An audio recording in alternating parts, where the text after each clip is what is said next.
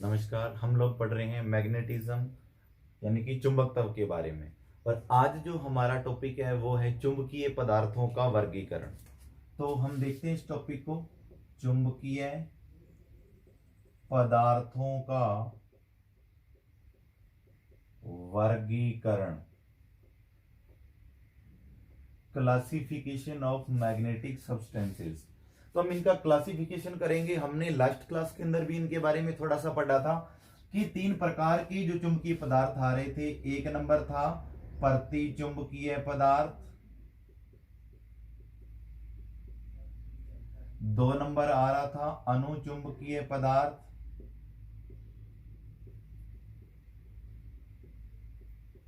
और जो तीन नंबर था वो था लोह चुंबकीय पदार्थ।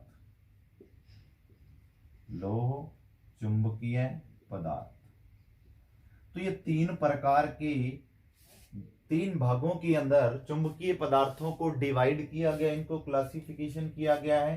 तो सबसे पहले हम देखते हैं प्रतिचुंबकीय पदार्थ के बारे में कि प्रतिचुंबकीय पदार्थ क्या होते हैं। तो हमने लास्ट क्लास में भी पढ़ा कि ऐसे पदार्थ जो अधिक चुंबकीय क्षेत्र वाले भाग से कम चुंबकीय क्षेत्र वाले भाग की ओर विस्थापित होते हैं, कि ये कोई चुंबक पड़ा है या परिनलिका है जिसमें धारा प्रवाहित करवा रहे हैं, तो वो भी एक चुंबक की तरह बिहेव करती है। तो यहां परिनलिका के पास या चुंबक के पास चुंबकीय क्षेत्र अधिक है, तो ऐसे पदार्थ जिनको इनको पास लेकर आने पर ये से दूर भागते हैं, अर्थात चुंबकीय क्षेत्र से प्रतिकर्षित होते हैं। चुंबक के नजदीक, परिनलिका के नजदीक चुंबकीय क्षेत्र का मान अधिक होगा और इससे दूर जाएंगे तो चुंबकीय क्षेत्र का मान कम हो जाता है। तो ये पदार्थ अधिक चुंबकीय क्षेत्र वाले भाग से कम चुंबकीय क्षेत्र वाले भाग की ओर दौड़ रहे हैं, यानी कि चुंबकीय क्षेत्र से ये प्रतिकर्षित हो रहे हैं। ऐसे पदार्थ प्रतिचुंबकीय पदार्थ कहलाते हैं। For example AU, HG, BI, H2, N2, हवा, पानी, हीरा आदि। तो ऐसे जो पदार्थ हैं ये सारे के सारे प्रतिचुंबकीय पदार्थों के अंदर आते हैं। ये पदार्थ चुंबकीय क्षेत्र से प्रतिकर्षित होते हैं, ज्यादा चुंबकीय क्षेत्र वाले भाग से कम चुंबकीय क्षेत्र वाले भाग की ओर प्रतिकर्षित होते हैं। इन्हें हम प्रतिचुंबकीय पदार्थ कहते हैं। और पदार्थों के इस गुण को हम प्रतिचुंबकत्व कहते हैं। प्रतिचुंबकत्व। तो ये जो पदार्थ हैं ऐसे जो चुंबकीय क्षेत्र से प्रतिकर्षित हो रहे हैं, इनसे दूर भाग रहे हैं, रिपल्शन हो रहा है, वो तो प्रतिचुंबकीय पदार्थ हैं जिनके एग्जाम्पल ये हमने देखे हैं। और इन पदार्थों का ये जो गुण है प्रतिकर्षण का, इसी को हम प्रतिचुंबकत्व कहते हैं। और ये पदार्थ चुंबकीय क्षेत्र की विपरीत दिशा में चुंबकित होते हैं, वो हम इनकी व्याख्या करेंगे। कैसे ये प्रतिकर्षित होते हैं, किस प्रकार से ये विपरीत दिशा में चुंबकित होते हैं। तो फिर आता है प्रतिचुंबकत्व की व्याख्या। प्रतिचुंबकत्व की व्याख्या। तो प्रतिचुंबकत्व की व्याख्या करेंगे हम लोग। देखते हैं कि ये गुण उन पदार्थों के अंदर, यानी कि इनकी जो व्याख्या है वो इलेक्ट्रॉन सिद्धांत के आधार पर की जाती है। अब इलेक्ट्रॉन चक्रण सिद्धांत क्या है वो हम देखते हैं कि ये गुण उन पदार्थों में पाया जाता है जिनके अंदर युग्मित इलेक्ट्रॉन होते हैं। इन पदार्थों के अंदर इलेक्ट्रॉन हमेशा युग्म के अंदर होते हैं, एक पेयर, एक जोड़े के रूप में होते हैं। तो एक जोड़ा यानी कि दो दो इलेक्ट्रॉन होते हैं। इस प्रकार से दो दो इलेक्ट्रॉन होते हैं, दो दो इलेक्ट्रॉनों का एक जोड़ा है। युग्मित अवस्था के अंदर इलेक्ट्रॉन होते हैं और एक इलेक्ट्रॉन का चक्रण दूसरे इलेक्ट्रॉन के विपरीत दिशा में होता है। कि नाभिक के चारों इलेक्ट्रॉन दौड़ रहे हैं, एक इलेक्ट्रॉन यदि इधर जा रहा है तो दूसरा इधर जाएगा। किसी भी इनके कक्षाओं के अंदर, परमाणु की कक्षाओं में नाभिक के चारों ओर इलेक्ट्रॉन हमेशा इन पदार्थों के अंदर युग्मित अवस्था में होते हैं, एक पेयर, एक जोड़े के रूप में है। और एक इलेक्ट्रॉन हमेशा दूसरे इलेक्ट्रॉन के विपरीत दिशा में चक्रण करता है, जिसके कारण एक इलेक्ट्रॉन दूसरे इलेक्ट्रॉन के चुंबकीय आघूर्ण को निरस्त कर देता है। इसका चुंबकीय आघूर्ण होगा और इसका होगा, दोनों का एक दूसरे के विपरीत होने के कारण एक दूसरे को निरस्त कर देते हैं, और निरस्त होने पर जो इस पदार्थ का परिणामी चुंबकीय आघूर्ण है, नेट चुंबकीय आघूर्ण है, वो शून्य आ जाता है, चुंबकीय आघूर्ण शून्य होता है। इसलिए ये इनके अंदर चुंबकीय गुण नहीं आ पाता और ये चुंबक से प्रतिकर्षित हो जाते हैं, चुंबकीय क्षेत्र से अधिक चुंबकीय क्षेत्र से कम चुंबकीय क्षेत्र वाले भाग की ओर गमन कर जाते हैं।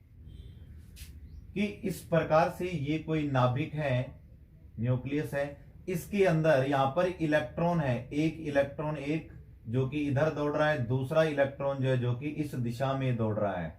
तो दोनों इलेक्ट्रॉन एक दूसरे के विपरीत दिशा में गति कर रहे हैं, विपरीत दिशा में चक्रण कर रहे हैं। तो ये इलेक्ट्रॉन इधर जा रहा है नाभिक से दूर और ये नाभिक के पास आ रहा है, तो इसका वेग तो कम हो जाएगा और इसका वेग बढ़ जाता है, अधिक हो जाता है। इनका जो कोणीय वेग होता है, इसका कोणीय वेग तो कम हो जाएगा और इसका कोणीय वेग अधिक हो जाएगा, क्योंकि एक तो नाभिक से दूर दौड़ रहा है और एक नाभिक के पास आ रहा है।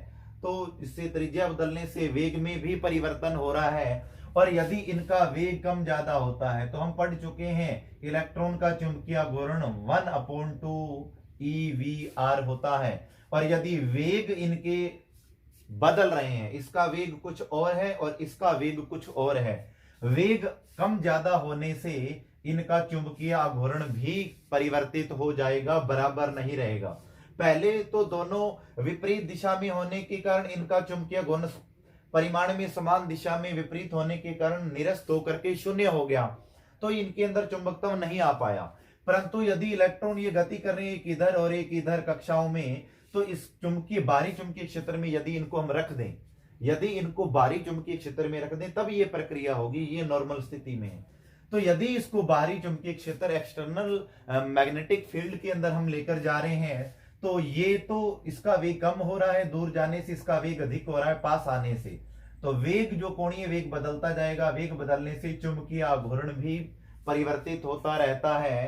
तो चुंबकीय आघूर्ण बदल रहा है तो नेट चुंबकीय आघूर्ण शून्य नहीं हो पाता है। इसलिए ये पदार्थ चुंबकीय क्षेत्र के विपरीत दिशा में कुछ चुंबकित हो जाते हैं, कुछ चुंबकीय आघूर्ण इनके ऊपर उत्पन्न हो जाता है। इसलिए हम इनको बता रहे थे कि जो प्रतिचुंबकीय पदार्थ है ये अधिक चुंबकीय क्षेत्र से कम चुंबकीय क्षेत्र वाले भाग की ओर गमन करते हैं, विस्थापित होते हैं, और इनके ऊपर जो चुंबकीय आघूर्ण आता है, प्रेरित होता है कुछ, वो बाहरी चुंबकीय क्षेत्र में रखने पर चुंबकीय आघूर्ण बदलने से ऐसा होता है, और जो कि चुंबकीय क्षेत्र की विपरीत दिशा में प्रेरित होता है। फिर हम 2 नंबर देखते हैं अनुचुंबकीय पदार्थ। प्रतिचुंबकीय हमने देख लिया, अनुचुंबकीय पदार्थ क्या होते हैं? ये ऐसे पदार्थ होते हैं जो कम चुंबकीय क्षेत्र वाले भाग से अधिक चुंबकीय क्षेत्र वाले भाग की ओर अल्प विस्थापित होते हैं। इनके ऊपर एक आकर्षण बल लगता है जो कि कम चुंबकीय क्षेत्र से अधिक चुंबकीय क्षेत्र की ओर लेकर के जाता है। और ये जो बल होता है, आकर्षण बल, ये दुर्बल बल होता है। हम लास्ट क्लास में भी पढ़ के आ चुके हैं इतना कि ये कम से अधिक चुंबकीय क्षेत्र की ओर विस्थापित होंगे, एक बल लगेगा, परंतु जो बल होगा वो एक दुर्बल बल होता है, एक कमजोर बल होता है, अल्प विस्थापित होते हैं अधिक चुंबकीय क्षेत्र की ओर। ऐसे पदार्थ अनुचुंबकीय पदार्थ कहलाते हैं। और पदार्थों का ये जो गुण होता है इसे हम अनुचुंबकत्व कहते हैं। जिस गुण के कारण ये विस्थापित हो रहे हैं उसे अनुचुंबकत्व कहते हैं। और ये पदार्थ कौन से हो सकते हैं? Na, Ca, aluminium Al, CuCl2 और O2 आदि।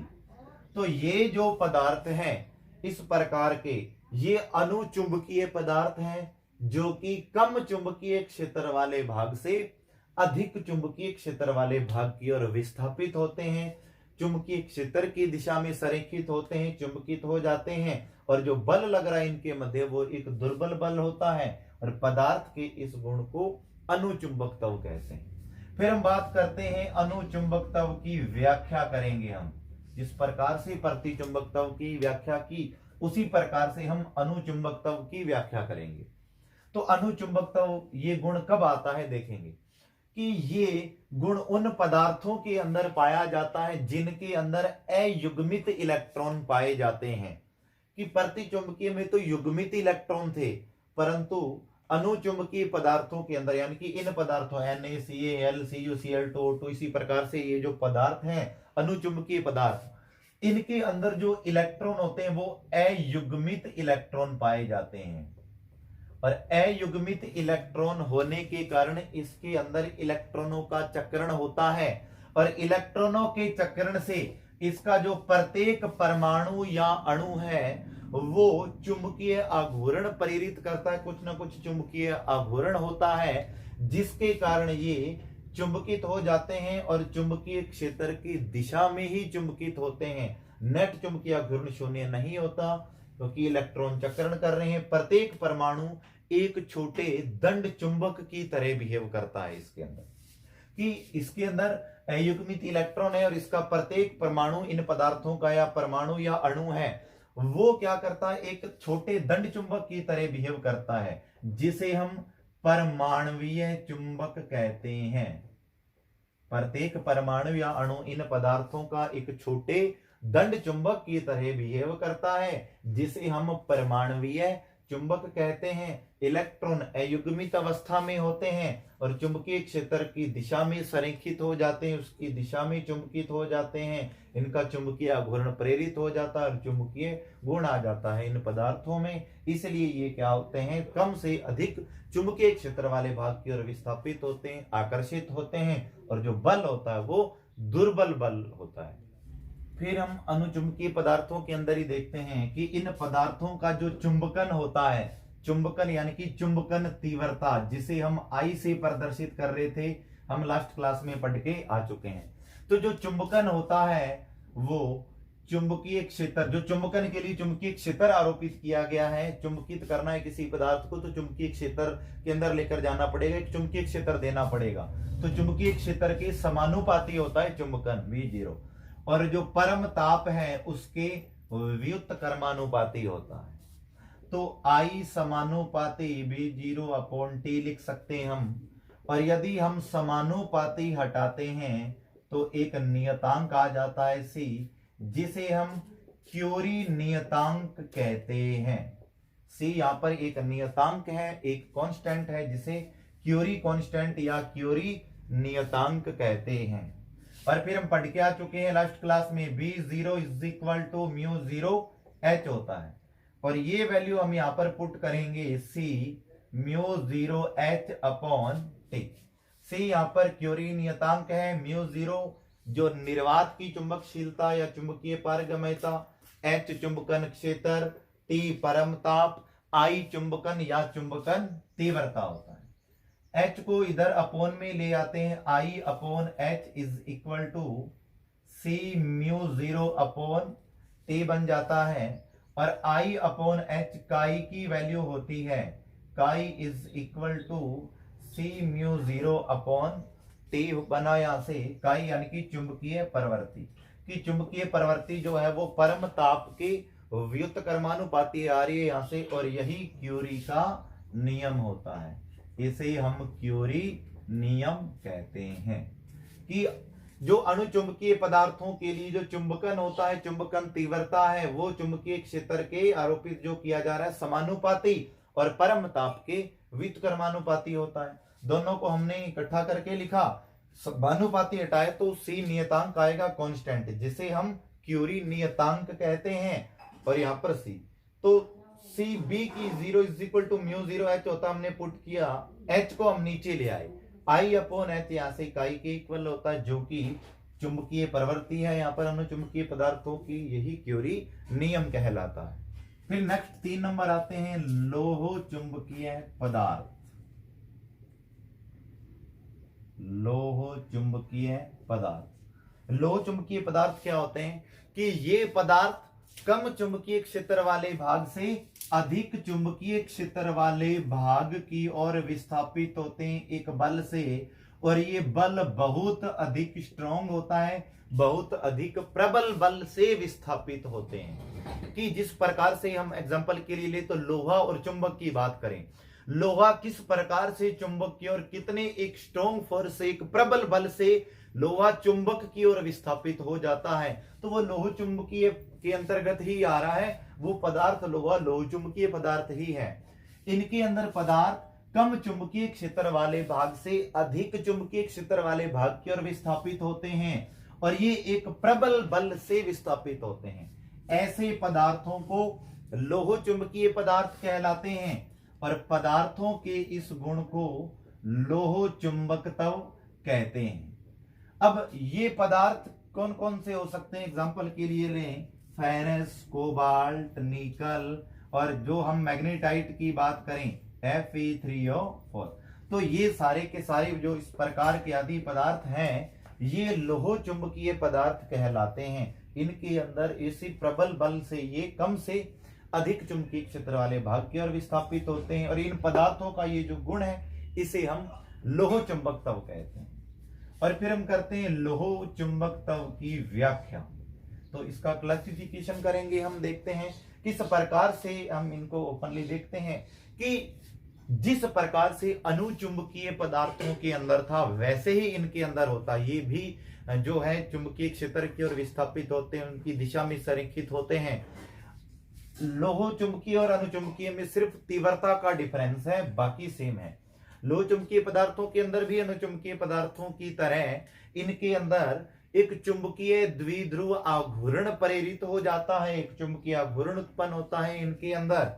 और इन पदार्थों में क्या होता है कि असंख्य आकार के छोटे छोटे परमाणु बनते हैं इनके अंदर। इन पदार्थों में छोटे छोटे परमाणु के असंख्य आकार के एक क्षेत्र उत्पन्न हो जाते हैं, जिन क्षेत्रों को हम डोमेन कहते हैं।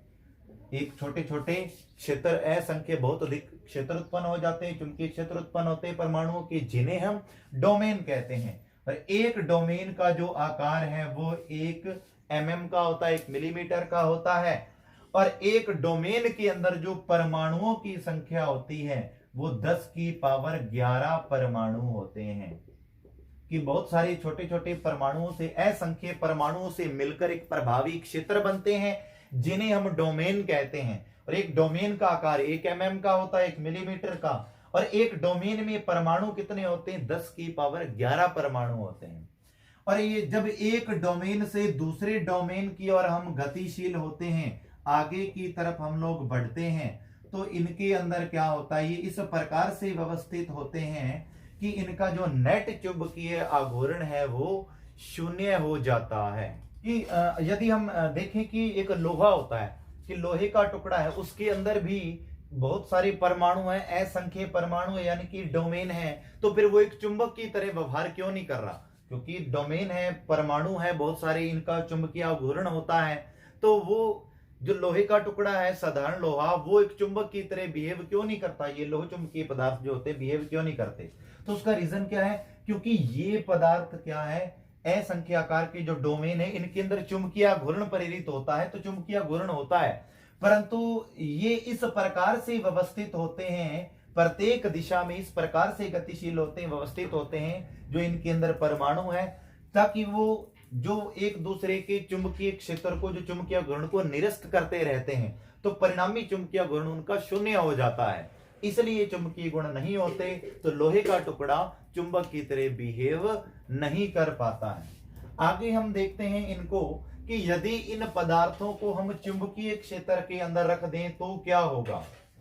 कि यदि चुंबकीय क्षेत्र दुर्बल है, दुर्बल चुंबकीय क्षेत्र के अंदर इन पदार्थों को रख देते हैं, तो ये पदार्थ बाहरी चुंबकीय क्षेत्र की दिशा में उनके समांतर इस प्रकार से अभिविन्यासित होते हैं कि इनका जो आकार है वो घटता जाता है, उनकी विपरीत दिशा में इनका आकार घटता जाता है। और यदि हम बाहरी चुंबकीय क्षेत्र को, दुर्बल चुंबकीय क्षेत्र को हटा लेते हैं, तो ये वापस अपनी पूर्व अवस्था में आ जाते हैं, जो डोमेन होते हैं। तो इस प्रकार से ये एक उत्क्रमणीय प्रक्रिया हुई इनके मध्य, यानी कि जहां से चले वापस उसी प्रक्रिया में आ जाते हैं, जो दुर्बल बाहरी चुंबकीय क्षेत्र को हटा लेते हैं। परंतु यदि प्रबल चुंबकीय क्षेत्र लगाते हैं, तो प्रबल चुंबकीय क्षेत्र लगाने पर ये उस बाहरी चुंबकीय क्षेत्र की दिशा में संरेखित होते हैं, उनकी दिशा में अभिविन्यासित होते हैं, उनके समांतर उसकी चुंबकीय क्षेत्र की दिशा में संरेखित होते हैं और प्रबल चुंबकीय क्षेत्र लगाते हैं। यदि हम चुंबकीय क्षेत्र हटा लेते हैं तो ये प्रारंभिक अवस्था में नहीं आते हैं, इस प्रकार ये एक अनुत्क्रमणीय प्रक्रिया हो जाती है जब चुंबकीय क्षेत्र स्ट्रांग होता है, एक प्रबल चुंबकीय क्षेत्र होता है। इनके अंदर एक अनुत्क्रमणीय प्रक्रिया है, यानी कि वापस उसी प्रक्रिया में ये वापस जहां से चले वापस अपनी अवस्था में नहीं आ पाए बाहरी चुंबकीय क्षेत्र हटा लेने पर भी, इसलिए इनके अंदर कुछ ना कुछ जो चुंबकत्व है वो शेष बना हुआ रह जाता है। अब हम देखते हैं कुछ, जब इनको चुंबकीय क्षेत्र यानी कि लोहे को किसी चुंबक से हम रगड़ते हैं तो दूर कर लेने पर भी कुछ क्षण के लिए चुंबकत्व रहता है। उस लोहे को किसी दूसरे लोहे के पास लेकर जाएंगे तो उससे अट्रैक्ट होगा कुछ क्षण के लिए, कुछ समय के लिए, वो इसी वजह से हुआ है। फिर हम देखते हैं क्यूरी नियम आता है। क्यूरी नियम, क्यूरी नियम के बारे में अभी हमने पढ़ा, अनुचुंबकीय पदार्थों के लिए था कि अनुचुंबकीय पदार्थों की चुंबकीय प्रवृत्ति इकाई है वो परम ताप के व्युत्क्रमानुपाती थी, और ये निशान हटा रहे थे हम लोग तो सी आ रहा था जो कि एक क्यूरी नियतांक था। ये तो था अनुचुंबकीय पदार्थों के लिए। फिर लोह चुंबकीय पदार्थों की बात करें तो लोह चुंबकीय पदार्थों के लिए क्यूरी और वाइस ने एक नियम दिया था, दो लोगों ने, क्यूरी और वाइस ने, तो जिसे हम क्यूरी वाइस नियम कहते हैं। क्यूरी वाइस नियम किसके लिए था? लोह चुंबकीय पदार्थों के लिए, जो कि निम्न प्रकार से है कि M is equal to C upon T minus TC. T तो यहां पर जो परम ताप था और टीसी यहां पर लोह चुंबकीय पदार्थों का क्यूरी ताप है। सी क्यूरी नियतांक, M चुंबकीय प्रवृत्ति, ये परम ताप, और टीसी क्या है? लोह चुंबकीय पदार्थों का क्यूरी ताप है। और ये स्टेटमेंट क्यूरी वाइस नियम के लिए है जो कि लोह चुंबकीय पदार्थों के लिए अप्लाई होता है। नेक्स्ट आता है क्यूरी ताप। क्यूरी ताप के बारे में हम पढ़ेंगे। क्यूरी टेम्परेचर क्या होता है कि लोह चुंबकीय पदार्थ हैं, हमने पढ़ा था विचुंबकन के अंदर कि यदि चुंबक को हम गर्म करें, उसको गर्म किया जाए यानी कि तापमान बढ़ाया जाए तो उसके चुंबकीय गुण नष्ट हो जाते हैं, अपने चुंबकीय गुण को खो देता है, जो कि विचुंबकन की प्रक्रिया हो रही थी। तो इसी प्रकार से जो लोह चुंबकीय पदार्थ है, यदि इनको गर्म किया जाए, इनका तापमान बढ़ाया जाए, तो इनकी जो डोमेन संरचनाएं होती है वो ऊष्मा के कारण वो नष्ट होने लग जाते हैं डोमेन, और ये पदार्थ धीरे धीरे क्या होता है, इनका जो चुंबकन का गुण बदलता जाता है और ये लोह चुंबकीय से अनुचुंबकीय के अंदर परिवर्तित हो जाता है। इनको गर्म करेंगे, तापमान बढ़ाएंगे तो डोमेन नष्ट होंगे ऊष्मा के कारण, और इनका चुंबकीय गुण खत्म होता जाएगा, नष्ट होता जाएगा, और एक समय के ऊपर जो लोह चुंबकीय पदार्थ है वो लोह चुंबकीय नहीं रहेगा, अणुचुंबकीय पदार्थ बन जाएगा।